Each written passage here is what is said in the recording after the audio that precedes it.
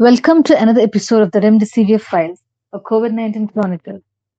In today's episode, we are going to dive into the concept of bioavailability and bioequivalence, particularly with respect to Remdesivir and its generic versions. We have Saakshi Sharma, an expert in pharmacokinetics and drug formulation, to explain how these concepts are tested and what they mean for patient safety and drug efficacy. Welcome, Saakshi. Let's begin by talking about bioavailability. How is it defined in the context of a drug like remdesivir, and why is it so important? Thank you for having me. Bioavailability refers to the proportion of an administered dose of a drug that enters the systemic circulation in an active form. For remdesivir, this is particularly important because it is intravenously administered, which means it bypasses some of the absorption barriers that oral drugs face. However, once in the bloodstream, it's essential to know how much of the drug is actually reaching the target tissues, particularly the lungs, where it exerts its antiviral effect. The bioavailability of remdesivir is influenced by factors like the solubility of the drug, its stability in the bloodstream, and how it's metabolized in the liver. Knowing the bioavailability helps us understand the drug's efficacy and also ensures that patients receive the intended dose. Now, for generic versions of remdesivir, it's crucial that they replicate this bioavailability in order to be effective.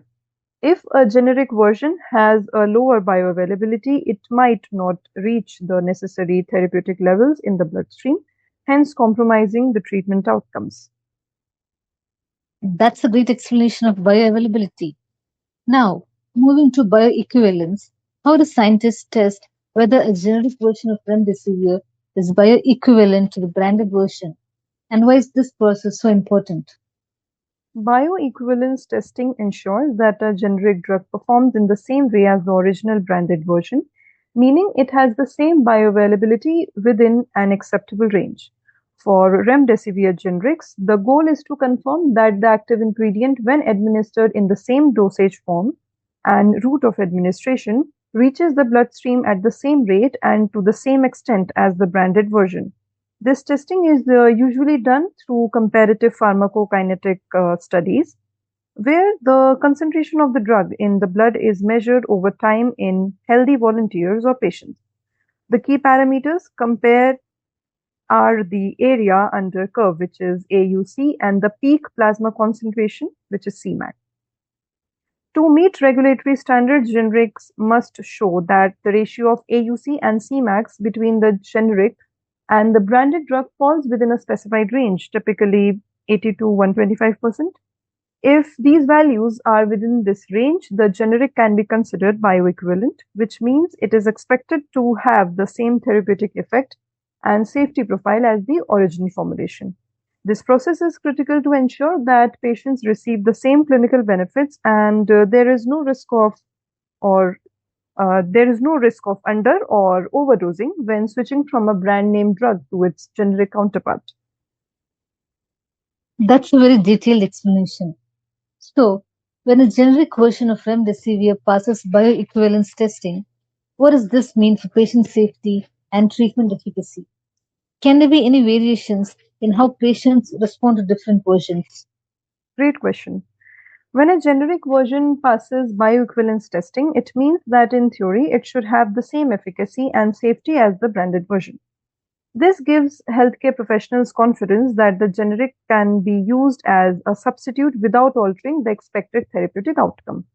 From a patient safety perspective, bioequivalence ensures that there are no significant differences in terms of drug absorption, metabolism, or elimination between the generic and branded versions.